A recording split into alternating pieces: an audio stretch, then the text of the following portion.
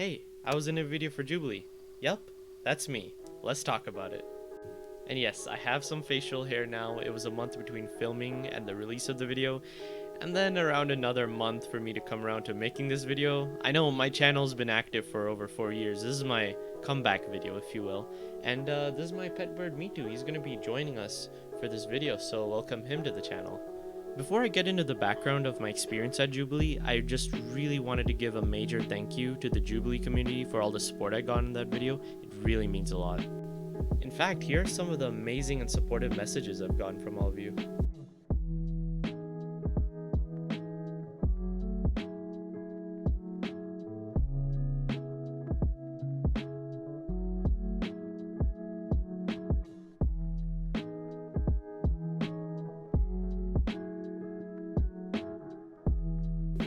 I was really genuinely worried I was going to get a lot of hate for being in that video, not only for my political views, but for who I am and, being part of the LGBT community, but I've gotten nothing but support from all of you on social media, and I'm just really thankful for all of that. So, I've been a fan of Jubilee since around 2020, the start of the pandemic, where I was watching series like the one I was in, Ranked, Odd One Out, Spectrum, my personal favorite, Middle Ground.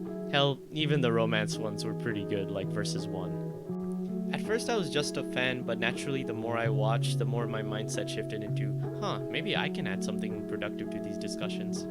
But then the pandemic really kicked it up a notch, and everything moved into being, I believe, recorded over Zoom or whatever digital conference, software they use.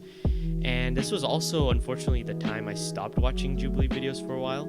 It was nothing to do with the quality of the content they were producing. In fact, it was just as good now that I've gone back and watched a lot of the stuff that I missed. But it was more so to do with the fact that there was this huge influx of content during the pandemic from channels you've never seen before, or channels making a comeback like my personal favorite, JonTron. I did get back into their videos at some point, but by the time I did, it was already 2021 and they started moving things back to being recorded in person. I don't exactly live close to Los Angeles, so this was sort of an issue for me. I'm within driving distance, but I'm nowhere close. But after watching their videos for a while in 2021, I was like, you know what, screw it. And I signed up for the newsletter, and eventually I came across a video idea called Ranking Conservatives. I think you can tell where this is going. I signed up, and I wasn't particularly hopeful, that I would get casted. I wasn't really optimistic about it. I was like, if it happens, great. If not, at least I tried, right? But a few weeks later, I actually got an email from Jubilee directly, and it was the casting director, Phil, and he said that he would actually like to do an interview with me for 30 minutes, and literally just one day, 30 minutes, I was in the car, I was sleep deprived. This is going to be a theme, by the way. But yeah, I was in the car, did a 30-minute interview with him, and I thought it went well. I thought I got out what I wanted to say to him, what I wanted to convey about myself, how I wanted to portray myself as a conservative.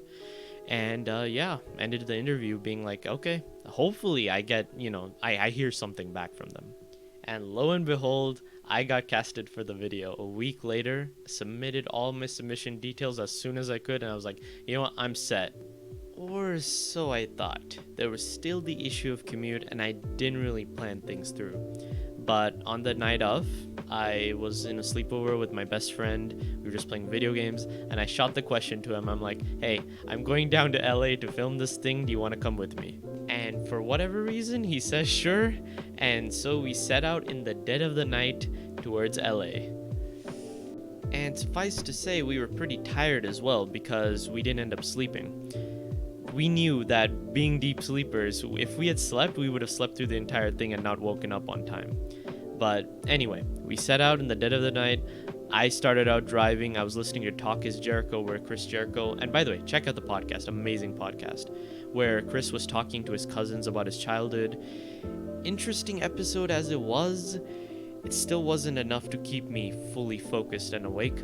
Don't worry, I never did anything like swerving or falling asleep at the wheel, but I was pretty tired. Thankfully, at some point we reached a midpoint where there was a huge gas station. We switched, and my best friend took over, and thankfully he was a little rested at this point, having slept for a few hours while I was driving, and off we set. And 30 minutes before we got there, I got in touch with the producer, let them know, like, we're gonna be a little bit late, but we're still gonna be there. I took my COVID test, tested negative, and walked in, got my bearings together, and then everything just kind of hit me at once. When all my fellow conservatives walked in, I was like, yep, I'm in a Jubilee video. And it was pretty evident that I was really nervous for the first 20 minutes or so. You could see me adjusting my glasses like this. My hands were to the side or behind my back. I just didn't really know what to do with myself. But then eventually, my nervousness just faded away. And I really got into the discussion, and we had a really productive 2-hour discussion. In fact, I enjoyed it so much, I was actually kind of disappointed when it ended and we had to take the political compass test to re-rank ourselves. And I had taken the political compass a few times before, a few years ago, and I don't really think it's an accurate measure of one's political views on a broad spectrum, but we had to do it, and that's probably the most elaborate test there is for political questions. And we ended up re-ranking ourselves. I was ranked number 5, Maui was ranked number 4, Cameron was ranked, I believe, number 2, Hunter was 3, and Kelly was 1. But according to the test, we got switched around. And at first, and Jubilee edited this out really well, but what actually happened was I heard them say at number 5 in the results, Navi. And so I didn't move. I was just staring forward. I was just like, oh, okay. Yeah, that's kind of what I expected. Like, I'm just left leaning on some issues, or at least like paleo-libertarian, So it was expected. But then they were like, okay, you guys switch. And I'm like, oh, they meant Maui. Okay. So we switched. Maui moved down. And then Cameron moved down, I believe. Then it was Kelly. And by the time Kelly moved, I was like, what is happening? Like, what is going on? And then eventually I settled in at number 2, and I was like, okay, I guess this makes sense. Hunter was number 1. I think I was ranked low by everyone because, let's be real here, I don't look like a conservative. I don't really act like a typical conservative. I don't talk like a typical conservative. So naturally, they kind of pushed me towards that direction. And being an environmentalist and being, part of the LGBT community, I guess they just naturally thought, oh yeah, he's maybe less conservative. And then we kind of just wrapped everything up. We did the post-filming interviews, and yeah, that was it. I got to talk with everyone for a little bit afterwards. In fact, I even became friends with Maui, and we even still talk on Instagram, like months later. And he's a really chill dude. We played Super Smash Bros, and out of the 10 matches we played, I won the last one. As Little Mac, I somehow beat his Ganondorf, barely. So yeah, long story short, do not challenge Maui to Smash Bros Ultimate. But I digress. I had a fun time in LA. Everyone there was super chill. And then me and my best friend, we went and got some lunch somewhere in LA because, hey, if you're in Los Angeles and it's known for being a food city and you're not getting food there, what are you doing, right? In fact, here's some photos I got while I was in LA.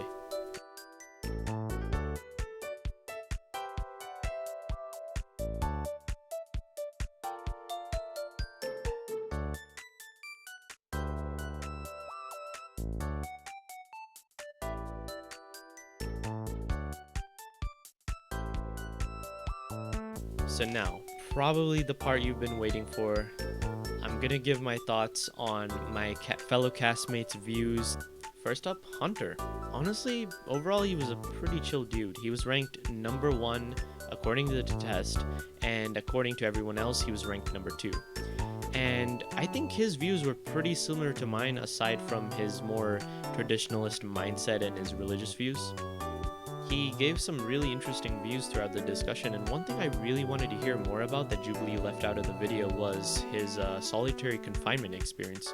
Apparently he was rallying or protesting or something, and they put him in solitary confinement for a short while, so I kind of wanted to hear more about that. But after or during the post-filming interviews, he left pretty quickly, so I didn't really get a chance to ask. But hey, Hunter, if you want to elaborate more on that, I would love to hear about it. Next up, Cameron. She was pretty chill too, and I really appreciated her enthusiasm because you could infer that she was genuinely passionate and she actually cared about the things she was saying. She wasn't saying it to portray herself in a certain light, to the audience. And I would say her views are not too derivative from the mainstream school of thought for conservatives. She's more in line with the new school, conservatives' beliefs. At least that's, what I was able to gather. Next up, Oh boy, Kelly. Yeah, let's talk about it. She was the lightning rod for all the criticism I thought I was gonna get. And honestly, wow, I was like really taken aback. I was pretty shocked at like, how much people really hated what she was saying. But I guess you could say that she is kind of the conservative that like a lot of liberals are, for lack of a better term, like scared of or afraid of. So she's pretty much like the archetype of that kind of conservative, you know what I mean? And honestly, at the end of the day, to be honest with you, my entire purpose in going into this video was not just to be in a Jubilee video and add something to it, it was also to meet a conservative who was completely different from myself.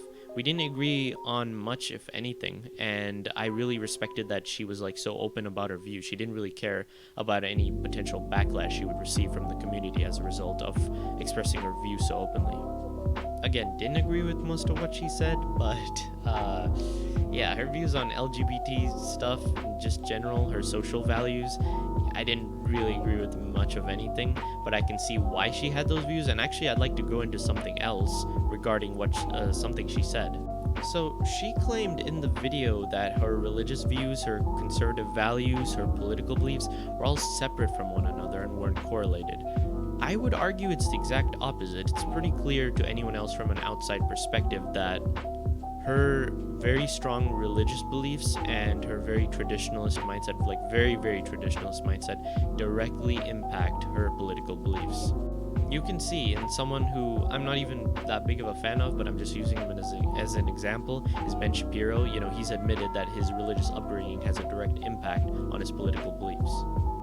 But to speak on something else, even if I am bisexual and, I expressed that to her, she didn't seem to care if much of anything. She didn't treat me very different after the filming. And I don't know her true opinion of me, following what I said, coming out and everything.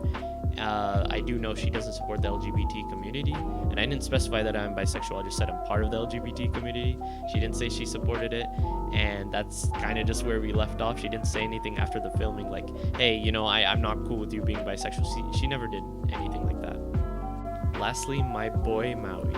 So I don't think he'll disagree with me saying this because he said something in this regard to me already. But he's, probably the least informed of everyone there, and that's not, his fault really. He's newer to politics, he's, newer to the conservative school of thought, so he's still discovering his political identity, and that's perfectly okay. I still think it was cool of him to show up and try and articulate his thoughts to the best of his ability, even if he didn't know much about politics in general. Oh, and by the way, I'll be linking his Instagram down below in the description. Go ahead and check out his Instagram, however the hell this is supposed to be pronounced. But to kind of wrap things up here, I really enjoyed being in the Jubilee video and, being part of the experience. The producers, the cameramen, the director, everyone was super chill, super nice. My fellow castmates, everyone. And respect to Kelly, by the way, for flying all the way back to DC following the video. And I think Hunter, according to his social media, he's a rapper from Minnesota, which is pretty cool, and I'm guessing he had to do the same. For me and my best friend, we just had to drive back, and thankfully, somehow, after having the food we did, we made it back before midnight, which was pretty cool. But one major question, would I be in another Jubilee video? The answer may surprise you, and I'm gonna say no. And the reason for that is not because I didn't enjoy my experience, because as I mentioned, everyone was super cool. I loved the experience, and honestly, I think I went out on a good note. I was able to express my views pretty clearly and concisely. People seemed to enjoy what I did and what I said, and I think that's the way to go. I really enjoyed being in the video, and I feel like this is the exact kind of video where I can, perform best. But a huge thank you again to Jubilee for letting me be a part of this experience. A huge thank you to the Jubilee community, for supporting me and coming out, and just everything in general. The support was overwhelming, and I just wanted to thank all of you again. And yeah, please make sure to subscribe to this channel. I will be posting a lot of content this upcoming year. Please do follow me on Twitch at Navi Samarium. I'll be linking it down below. I also do have a streaming highlights channel for it on YouTube, same name, Navi Samarium, in case you do miss a stream, and right now I'm streaming Yoshi's Island for the SNES. I will be regularly streaming retro games for my flagship series on there, Retro Journey. But again, a lot of content coming out for this channel, JP108. This was Me2's debut video, so I hope you enjoyed seeing him. Don't worry, he'll be back. And thank you so much for watching, and as always, have a fantastic rest of your day.